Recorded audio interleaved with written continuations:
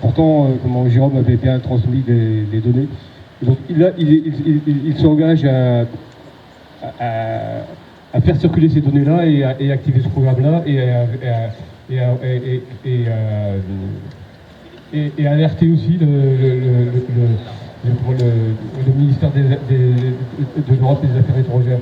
Et il avait montré des échanges qu'il avait eus en effet avec Barrot, enfin, pour l'instant. Et donc là, le comité lui donne encore une semaine pour répondre, autrement on va essayer de faire une autre action. Ouais. Donc Emma Fourreau et la présidente de la gauche au Parlement européen ont saisi effectivement la commission, parce que c'est une procédure qui existe, il n'y a rien à faire, il suffit que la France l'active. Donc la moindre des choses, c'est que ça soit mis en place. Donc on a saisi, il va y avoir intervention au Parlement européen. Et donc il y a aussi une pétition qui est lancée pour la rupture des liens de coopération avec Israël, au nom effectivement du droit international qui est spécifié dans le droit européen. Ce qui est le plus frappant, le plus sidérant, micro, plus près. C'est le déni total du droit international, encore une fois, de toutes les résolutions qui ont pu être votées, des accords qui ont pu être conclus. C'est une personne, en l'occurrence Donald Trump, qui décide ce qu'il faudrait faire ou ne pas faire, qui décide à quoi ressemblera l'avenir des 2 millions de personnes qui vivaient dans la bande de Gaza, de l'ensemble de la Palestine et même de l'ensemble de la région.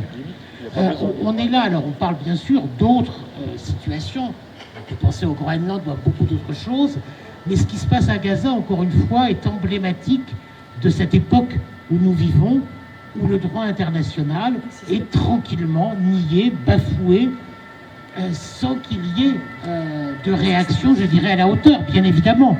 Il y en a, ça serait faux de dire qu'il n'y a pas de réaction. Je pense bien évidemment que les Nations Unies vont essayer de dire quelque chose. Mais concrètement, aujourd'hui, personne n'est en mesure de s'opposer à ce type d'annonce. Alors après, est-ce que ce comité, ce conseil d'occupation, tout ce qu'on veut, se mettra en place? Est-ce qu'il fera des choses de manière effective?